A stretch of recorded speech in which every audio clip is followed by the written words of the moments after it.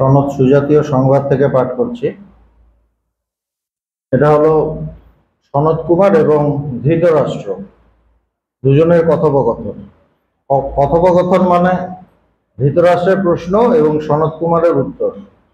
ধৃতরাষ্ট্র একজন রাজা, যিনি অনেক, খুব যে তাকে সৎ বলা যাবে না, অনেক ভুলভাল তার কার্য আছে, আর সেই জন্য তার ভেতরে অনেক দুশ্চিন্তা।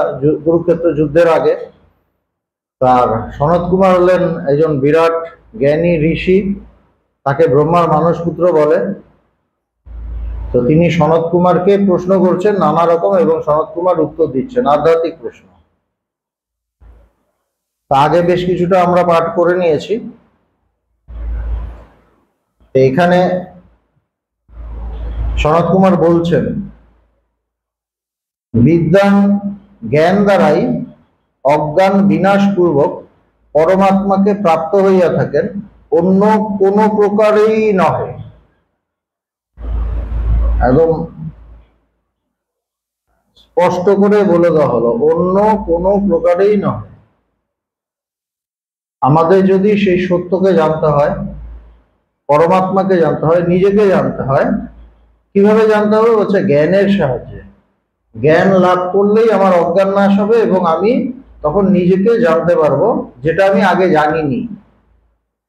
অন্য কোনো ভাবে জানা যাবে না, এটা বলা আছে। অন্য কোনো প্রকারেই নয়। সকামী স্বর্গাদি ফল অভিলাষী জীব ভোগপ্রদ কর্ম অনুষ্ঠান উদ্ভব অপূর্ব সঙ্গে লইয়া পরলোকে যায়, ও ওই সকল কর্মের ফল ভোগ সেখানে শেষ হইলে পুনরায় অবশিষ্ট কর্মফলের দ্বারা প্রেরিত হইয়া জন্ম মৃত্যুর প্রভর সংকুল এই সংসার গতি প্রাপ্ত হইয়া থাকে। মানে কি বলছেন? এবার জ্ঞানের জন্য নিজেকে প্রস্তুত হতে হয়, জ্ঞান লাভের জন্য বা সেই বিচারের জন্য, বা যখন আমি গুরুমুখে সেই ব্রহ্মবাক্য শুনবো এবং সেই ব্রহ্মবাক্য শুনে আমার অনুভব হবে, জ্ঞান হবে, তার জন্য নিজেকে প্রস্তুত করতে হয়। তো সেই প্রস্তুতিটা নানা রকম হয়। কেউ ধ্যান ধারণা করে নিজেদের প্রস্তুত করেন, আর কারো কারো ক্ষেত্রে সেই বেদের যে কর্মকাণ্ড আছে সেগুলো করে, তার ভেতরে যখন কর্মের ব্যাপারগুলো আস্তে আস্তে কেটে আসে, ক্লিয়ার হয় ব্যাপারটা।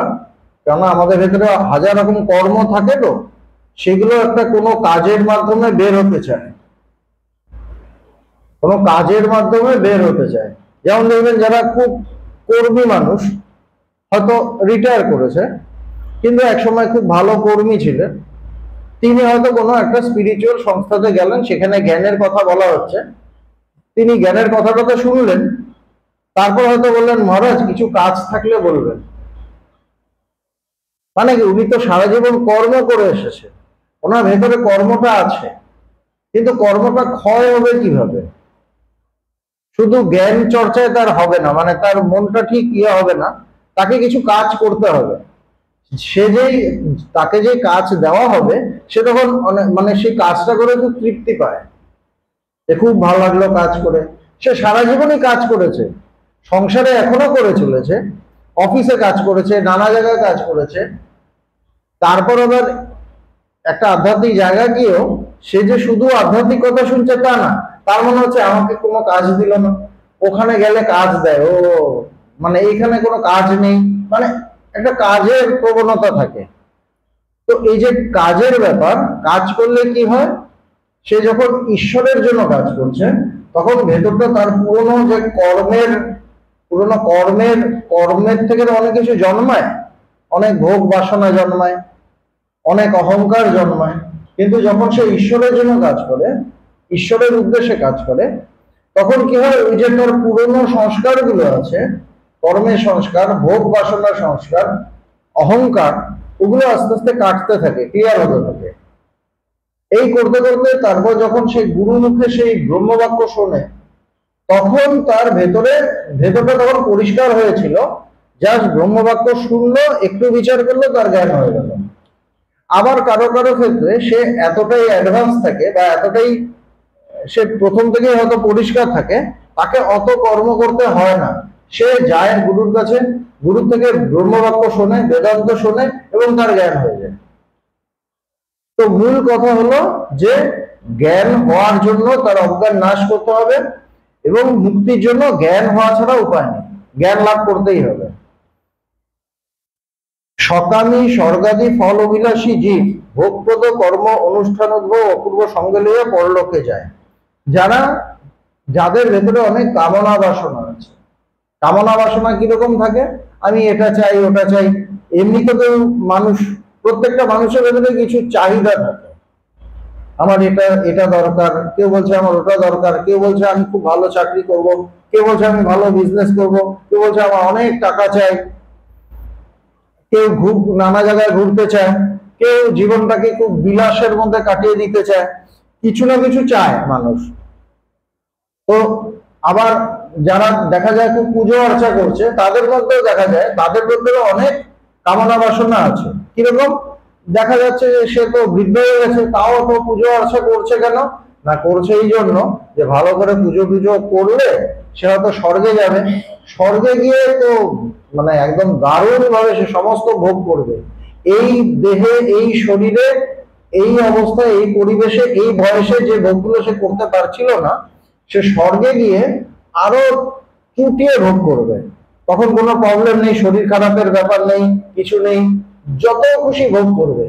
দেখা যাচ্ছে এই যে স্বর্গে গিয়ে ভোগ করার ইচ্ছে, এইটা তার মনের ভেতরে কোথাও গভীরে আছে, সেই জন্য সে অত পুজো অর্চা, যাগ যজ্ঞ, এগুলো হোম টোম এগুলো করছে। এরকমও হয়। তো তাদের ক্ষেত্রে কি হয়? সকামী বলছে, তারা কি সকামী, তার কামনা আছে। স্বর্গাদি ফল অভিলাষী, তারা স্বর্গকে চায়, স্বর্গ সুখটা চায়। ফল অভিলাষী জীব ভোগপ্রদ কর্ম অনুষ্ঠান অপূর্ব সঙ্গে লইয়া পরলোকে যায়। তাদের মৃত্যুর পর তাদের যে কর্মগুলো ছিল, তা তো কর্ম ক্ষয় হয়নি, তা তো অনেক কামনা বাসনা আছে। যে কর্মগুলো করেছে ফলগুলো সব পায়নি, সেই নিয়ে তাদের মানে শরীর চলে গেল, পরলোকে গেল। সেখানে গিয়ে হয়তো স্বর্গে গেল, ভালো কর্মকর্ম করেছে স্বর্গে গেল, বা উল্টো পাল্টা কাজ করেছে নরকে গেল। মোট কথা যে এই ইহলোকে নেই, পরলোকে, মানে মৃত্যু হয়ে গেছে, পরলোকে যায়। এবং ওই সকল কর্মের ভোগ, ফল ভোগ সেখানে শেষ হইলে এবার সেইখানে গিয়ে ফল ভোগ করে।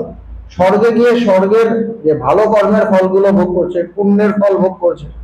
বা নরকে গেল, সেখানে পাপের ফল ভোগ করছে। করতে করতে ধর অনেকটা ভোগ শেষ হয়ে গেল, অনেকটাই শেষ হয়ে গেল, কিন্তু পুরো ফল ভোগ ওখানে শেষ হবে না।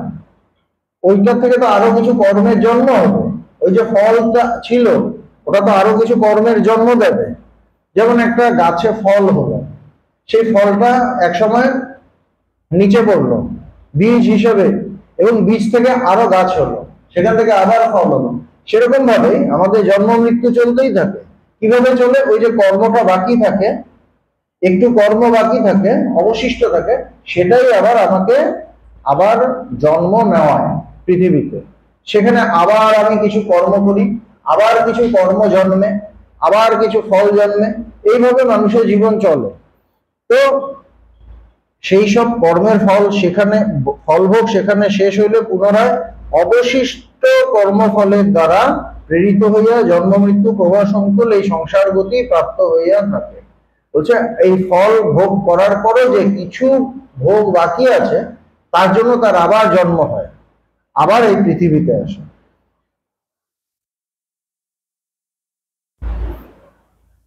বর্গ অর্থাৎ ইন্দ্রিয়গণ, তাহার প্রিয় ফল বিষয় সুখ, তদ আকাঙ্ক্ষী ব্যক্তি বর্গ ফলানুকাঙ্ক্ষী অর্থাৎ স্বর্গাদি ফল সুখ ভোগ সহায় ইন্দ্রিয়ের তৃপ্তি সাধনে অভিলাষী। বিহিত ও নিষিদ্ধ ক্রিয়া হইতে উৎপন্ন কালান্তরভাবী সুখ দুঃখের হেতুভূত যে পুণ্য পাপ, তাহাই অপূর্ব। অর্থাৎ শাস্ত্রবিহিত প্রতিষিদ্ধ কর্ম হইতে উৎপন্ন যে পুণ্য পাপ, যে আমরা যখন কাজ করি, আমরা কিছু কাজ শাস্ত্র বিহিত করি, কিছু কাজ আমি শাস্ত্রে যেগুলো নিষেধ করা আছে সেটাও করে ফেলি। কেউ নেশা ভাঙ করছে, চুরি করছে, এই করছে, এগুলো তো শাস্ত্রে মানা আছে, সেগুলো করছে। তার জন্য সে নেগেটিভ একটা ফল জন্মাচ্ছে, পাপ জন্মাচ্ছে। আবার ভালো যে কাজ করছে, শাস্ত্র বিহিত যে কাজগুলো করছে, সেটাতে পুণ্য জন্মাচ্ছে। দুটোই আমরা আর্ন করতে থাকি আমাদের কর্মের দ্বারা। আমি এই ফলগুলো কিন্তু আমি অর্জন করি, এগুলো আমার ব্যাংকে জমা পড়ে, সব লেখা হয়। কোনো কর্ম বৃথা থাকে না, যে কোনো কর্মই ফল দেবেই, ওটা বৃথা থাকে না। আমি খুব ভালো কাজ করছি, মানুষকে সেবা করছি, তারও যেরকম ফল আছে। আমি মানুষকে দুচ্ছাই করছি, বাজে কথা বলছি, তারও ফল আছে, ওই থাকবেই, ওটা এড়িয়ে যাওয়ার উপায় নেই। তো এই সমস্ত কিছু নিয়ে আমাদের জন্ম শেষ হয়, আবার পরলোকে যাই, সেখানে কিছু ভোগ করি, আরো কিছু যেগুলো বাকি আছে সেইগুলো ভোগের জন্য আবার এই পৃথিবীতে আসতে হয়।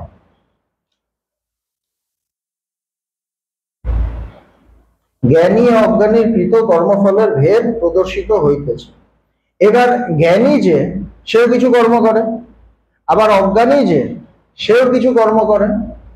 জ্ঞানী এবং অজ্ঞানী দুজনেরই কিছু ভোগ হয়, জ্ঞানীরও কিছু ভোগ হয়, অজ্ঞানীরও কিছু ভোগ হয়। তো বলছে দুজনের পার্থক্যটা কি, দুজন যে কর্মফল ভোগ করে, দুজনের পার্থক্যটা কি? দুজনের কিছু পার্থক্য আছে। কিরকম? বলছে যে ইহলোকে তপস্যাদি করিলে পরলোকে তাহার ফল ভোগ হয়, ইহাই সাধারণ নিয়ম। বলছে তুমি যদি খুব তপস্যা করো, তোমার পরলোকে গিয়ে তুমি তার ফলটা পাবে, এটা জেনারেল নিয়ম। আমি খুব ধ্যান ধারণা তপস্যা করলাম, পরলোকে তুমি একটা ফল পাবে, পূর্ণ ফল পাবে, এটা সাধারণ নিয়ম। সকাম কর্মীর তপস্যা ফল শাস্ত্রে যেরূপ উল্লেখ আছে তাহাই ভোগ হয়। তো যে সকাম কর্মী, কর্মী তো দুরকম হয়, একটা নিষ্কাম কর্মী, একটা সকাম কর্মী। একজন কামনা বাসনা দিয়ে কর্ম করেন, একজন কামনা বিহীন ভাবে কর্ম করেন, অন্যের জন্য করেন। যেমন ভগবানের জ্ঞান হলো, ভগবানকে তার গুরুদেব পবিত্রানন্দজি বললেন তোমার জীবন পরার্থে। পরার্থে কেন বললেন? তিনি দেখলেন যে ওর নিজের জন্য যা কিছু সব পূর্ণ হয়ে গেছে, তারা নিজার্থে বলে কিছু নেই। তো সুতরাং বাকি জীবনটা পড়ে থাকলো কিসের জন্য? মানুষের জন্য, পরার্থে। সেরকম ভাবেই সকাম কর্ম, নিষ্কাম কর্ম, দুরকম কর্ম আছে। তো কিরকম বলছে যে সকাম কর্মীর তপস্যা ফল শাস্ত্রে যেরূপ উল্লেখ আছে তাহাই ভোগ হয়, কিন্তু ব্রহ্মবিদ, যিনি ব্রহ্মকে জেনেছেন, যিনি মুক্তি লাভ করেছেন, তিনিও তো কিছু কর্ম করেন, কিন্তু ব্রহ্মবিদের তপস্যার ফল অধিক বৃদ্ধিপ্রাপ্ত হয়, ইহাই ভোগ তারতম্যের বিশেষ। যিনি ব্রহ্মজ্ঞানী, তিনি যে কর্ম করেন তার ফলটা অনেক বেশি হয়, অধিক বৃদ্ধিপ্রাপ্ত হয়। কেন? তার তো পরলোক নেই, জ্ঞান হয়ে গেছে, সুতরাং তার মৃত্যুর পর সে ঈশ্বরের সাথে একাকার হয়ে যাবে। সুতরাং তার তো পরের জন্মে ফল ভোগের ব্যাপার নেই, বা পরলোকে গিয়ে ফল ভোগের ব্যাপার নেই, তার সমস্ত ভোগ এই জন্মেই হয়ে যায়। সেই জন্য ফলটা অন্যদের জন্য রেখে দেয়, যে ঠিক আছে ঈশ্বর বলছে তুমি করতে থাকো, পরের জন্মে আমি দেখে নেবো তোমাকে। তো ব্রহ্মবিদের জন্য আর ওটা নেই, বলছে যে তোমার কর্ম তুমি এই জন্মেই, তারা তো আর ভুলভাল কর্ম খুব একটা করেন না, ভালো কর্মই, সেটা আরো ফলটা বড় হয়ে এই জন্যই তিনি ফলটা ভোগ করেন। এবং তার মূল ফল কি হয়? তার মূল ফল হয় ব্রহ্মানন্দ প্রাপ্তি, সেই পরম তৃপ্তি। এটাই তিনি আসল ফলটা পান। তার আসল ফল কি? ব্রহ্মের একদম চুবে থাকার যে আনন্দ, যে টেস্ট, যে তৃপ্তি, এটাই তিনি পান।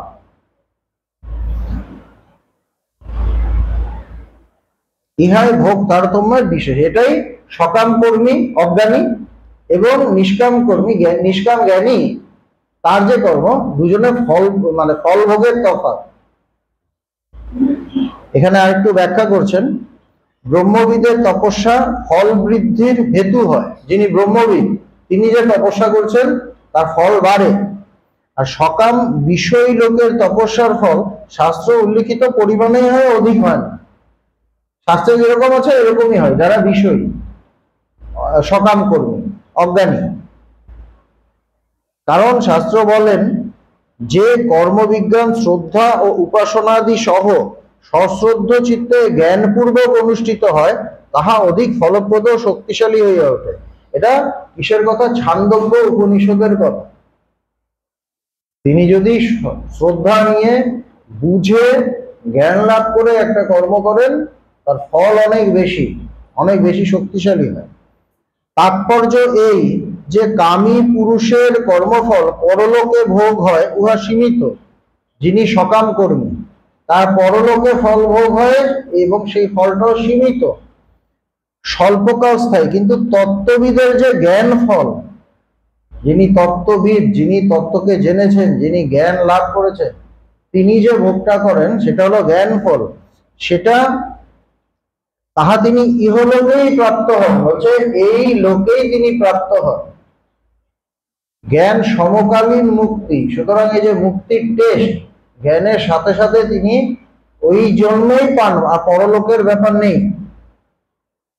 এবং ওই জ্ঞান ফল মোক্ষ অনন্ত কাল স্থায়ী, ওইটার চলে যাবে না।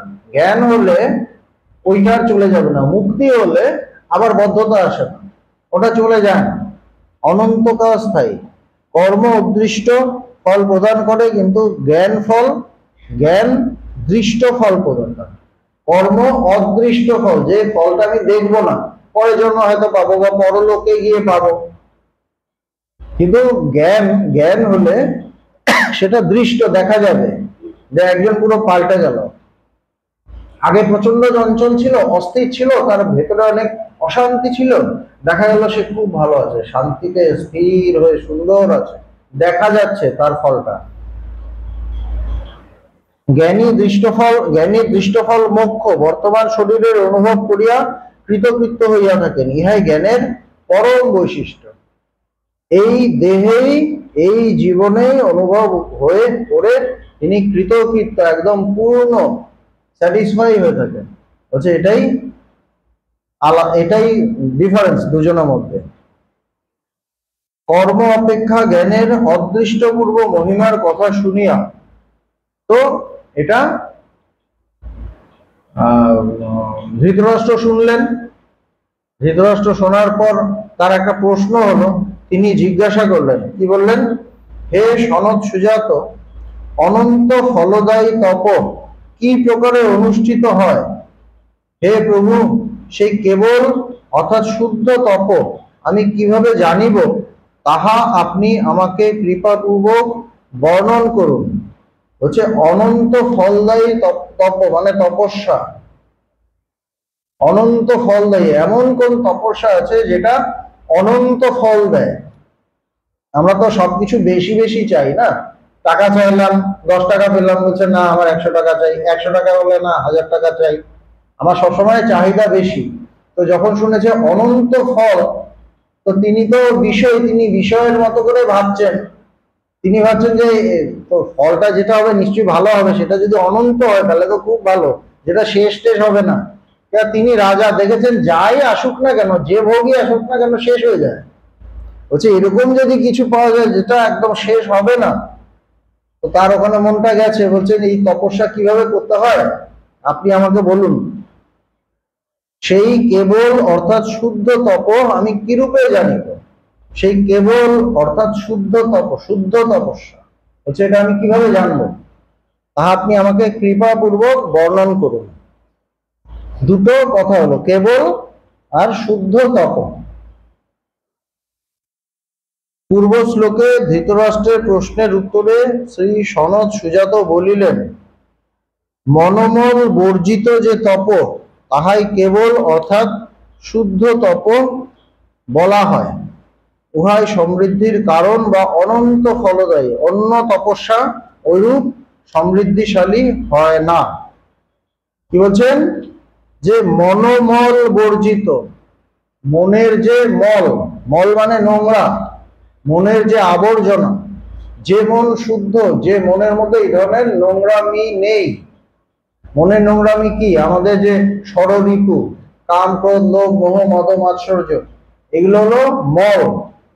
এগুলো জমে থাকে ভেতরে, অহংকার, মোহ, মায়া, এগুলো মনের ভেতরে জমে থাকে। এগুলো হলো মনের মল। মনোমল বর্জিত যে তপ তাহাই কেবল, অর্থাৎ শুদ্ধ তপ।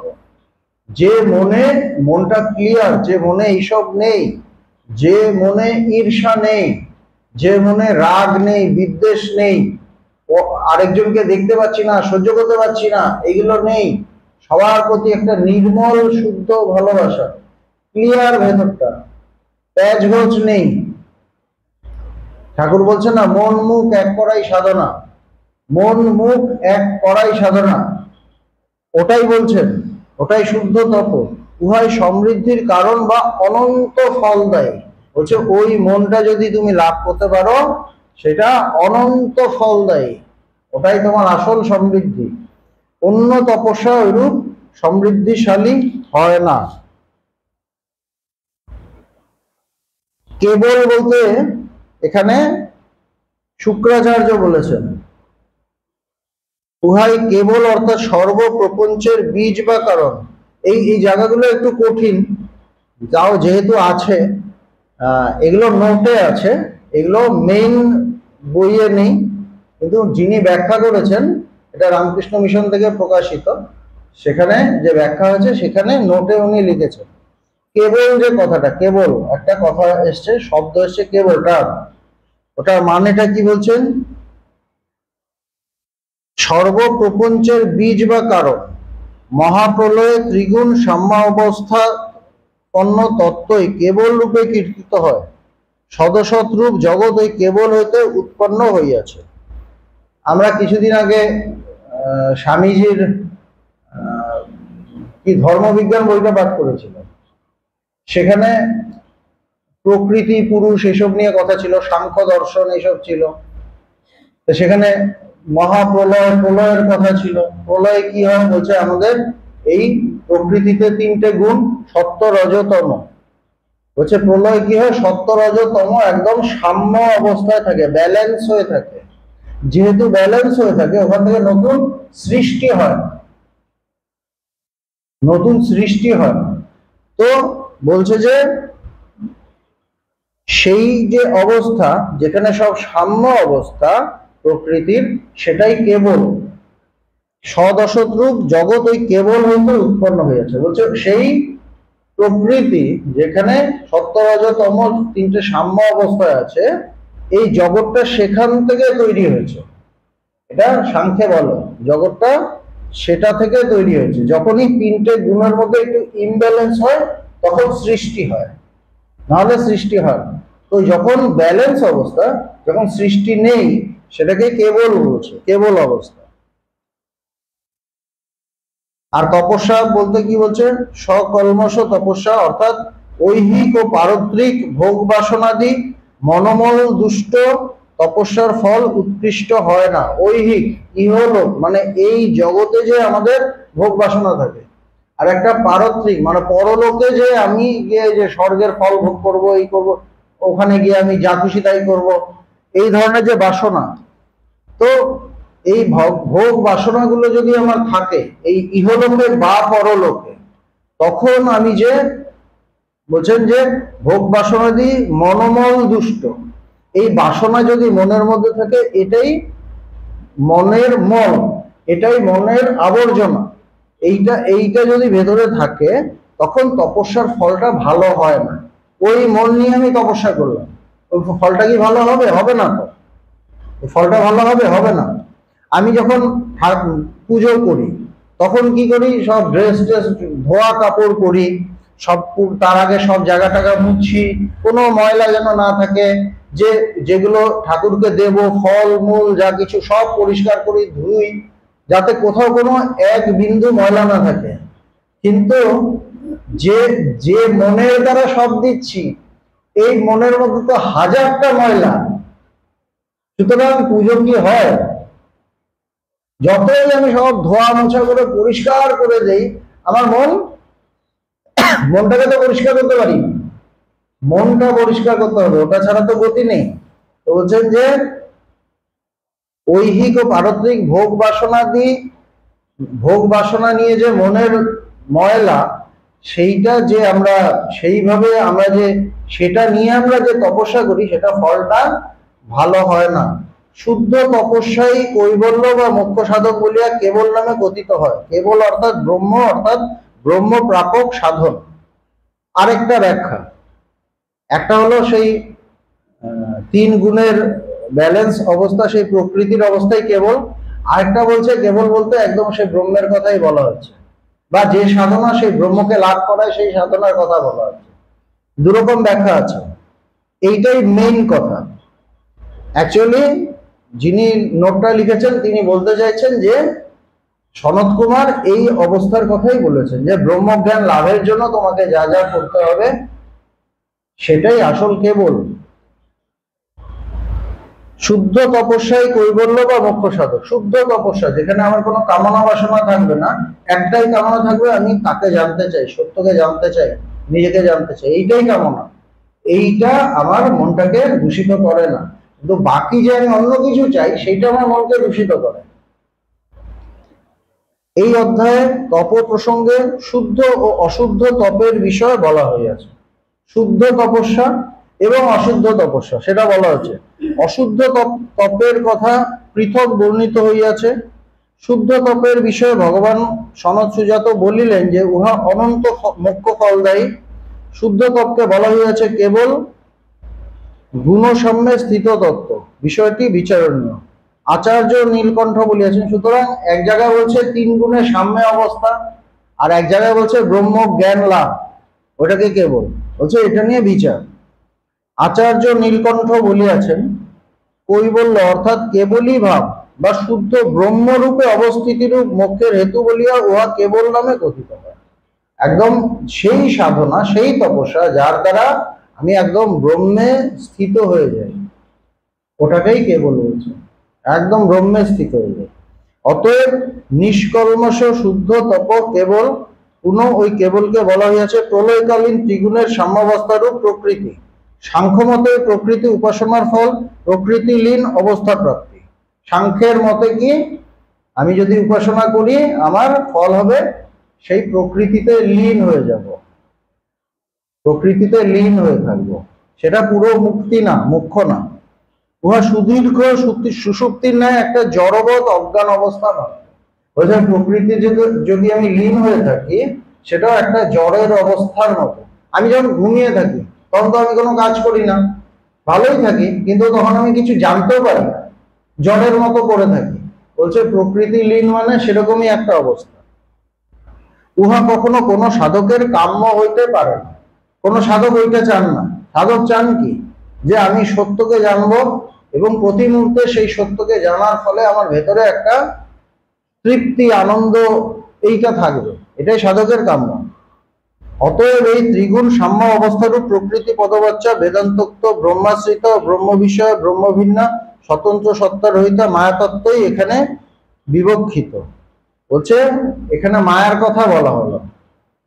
সেই মায়া উপহিত ব্রহ্মই কেবল, যাহা সদসৎ রূপে জগতের মূল কারণ। সেই মায়াতে যে ব্রহ্ম মানে তার প্রতিফলিত হচ্ছে, সেখান থেকে যা সৃষ্টি হয় সেটাই এই জগৎ। মায়া দ্বারা উপলক্ষিত সেই নির্গুণ ব্রহ্মজ্ঞানের সাধন গুরুমুখে লভ্য বেদান্ত বাক্য শ্রবণ মনন ও নিদিধ্যাসন।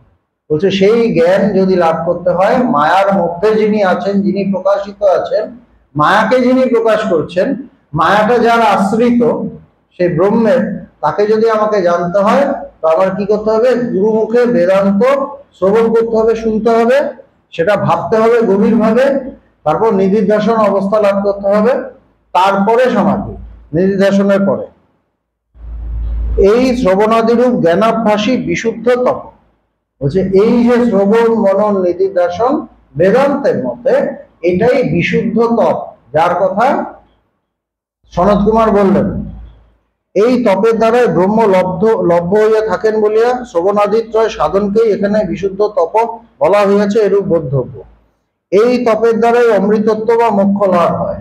এই তপস্যা যখন করব তখন আমি সেই অমৃতত্ব লাভ করব বা মুক্তি লাভ করব। অতএব ত্রিগুণের সাম্যাবস্থা মূল প্রকৃতি, প্রকৃতি দ্বারা উপলক্ষিত অর্থাৎ মায়া উপলক্ষিত শুদ্ধ ব্রহ্মই কেবল, ব্রহ্মকেই মূল কথা বলা হয়েছে। সেই ব্রহ্মপ্রাপ্তি সাধন বলিয়া শ্রবণ মননাদি রূপ শুদ্ধ তপ ও কেবল ইহা ঔপচারিক রূপে কথিত হইয়াছে, যথা লাঙ্গলম জীবনম। যেমন জীবন ধারণের হেতু বলিয়া চাষ উপযোগী লাঙ্গলকে জীবন বলা হয়।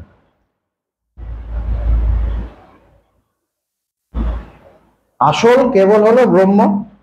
এবার ব্রহ্মকে যার দ্বারা আমি লাভ করব সেটাকেও কেবল বলা হচ্ছে। বোঝা গেল? যেমন কি উদাহরণটা দিয়েছেন, মানে ওনারা যে কত ইন্টেলিজেন্ট ছিলেন, কিরকম বুদ্ধি ছিল তাদের, কিরকম মেধা ছিল। যেমন ভগবানকে তার গুরুদেব বলছে না যে তোমার বুদ্ধি সৌকর্যের জন্য বেদান্ত আমি তোমাকে বলছি। ভগবানের গুরুদেব সবাইকে কিন্তু ওরকম ভাবে বেদান্ত বলেননি, কিন্তু ভগবানকে বলেছেন। ভগবানকে যে তিনি চিঠিগুলো লিখেছেন দুর্দর্শ বেদান্তের কথা, কেন? তিনি বুঝেছিলেন যে ইনি এনার ব্রেন মারাত্মক, বলার সাথে সাথে ধরে নেবে। সেখানে আমরা দেখছি যে কিভাবে বলছেন যে প্রথম বললেন ব্রহ্মটাই, প্রথমে বলছেন সেই প্রকৃতিটা কেবল, তারপর বলছেন না প্রকৃতি না, ব্রহ্মটাই মেইন কেবল। এবার বলছে ব্রহ্মের যে সাধনা, যে যার দ্বারা আমি ব্রহ্মকে লাভ করবো সেটাও কেবল। এবার সাধনাও কেবল আবার ব্রহ্মও কেবল, দুটো কিভাবে কেবল হয়? তখন বলছে কি যে যেমন বলা হয় লাঙ্গলম জীবনম, মানে লাঙ্গল এটাই জীবন। মানেটা কি? বলছে লাঙ্গল দ্বারা আমি চাষ করে যে খাই তখন আমার জীবনটা রক্ষা হয়। তার মানে লাঙ্গলটাই আমার জীবন। কিন্তু জীবন আর লাঙ্গল তো এক নয়। যেমন বলে জলই জীবন, কিন্তু জল আর জীবন কি এক? জীবন তো জীবন, জল জল বা লাঙ্গল আলাদা, কিন্তু ওইভাবে ব্যবহার করা হচ্ছে উপচারিক রূপে। সেরকম ভাবে বলছে সেই সাধনাটা যা ব্রহ্মকে লাভ করিয়ে দেয়, সেই সাধনাটাও কেবল, ব্রহ্মও কেবল। যেমন জীবন ধারণের হেতু বলিয়া চাষ উপযোগী লাঙ্গলকে জীবন বলা হয়, অথবা উপনিষদ শব্দ জ্ঞানার্থক হইলেও তৎপ্রতিপাদক গ্রন্থকে যেমন উপনিষদ বলা হয়। বা বলছে যে আমাদের উপনিষদ মানে জ্ঞানার্থক, উপনিষদ বলতেও সেই ব্রহ্ম মানে, কিন্তু এটা জ্ঞানার্থক। কিন্তু বলছে সেই কথাগুলো যে বইতে লেখা আছে তাকে উপনিষদ বলা হয়। সেরকম ভাবেই বলছে কেবল আসলে ব্রহ্ম হলেও সেই ব্রহ্ম লাভের যে সাধনা সেটাকেও কেবল বলা হচ্ছে। সুতরাং আমার মূল কথা কি? মূল কথা হলো আমাদের চাহিদার দিকে খেয়াল রাখতে হবে। এক ঈশ্বর ছাড়া বা সত্য ছাড়া যদি ভেতরে অন্য কিছু চাহিদা থাকে তাহলে আমি সেই সত্যকে জানতে পারবো না, লাভ করতে পারবো না। তখন আমার ফলটা কম হবে। যদি আমি সকামই হই, আমার কামনা বাসনা থাকে, তাহলে আমার ফলটা কম হবে। কিন্তু যদি আমার কামনা বাসনা না থাকে, যদি একটাই কামনা থাকে সেই ঈশ্বর, বা আমি সেই জ্ঞান লাভ করার পর সেই কর্মগুলো করি নিষ্কাম ভাবে, সেটা ফলটা অনেক বেশি হবে। এটাই মূল। এটাই সনত কুমার ধৃতরাষ্ট্রকে বলার চেষ্টা করছে।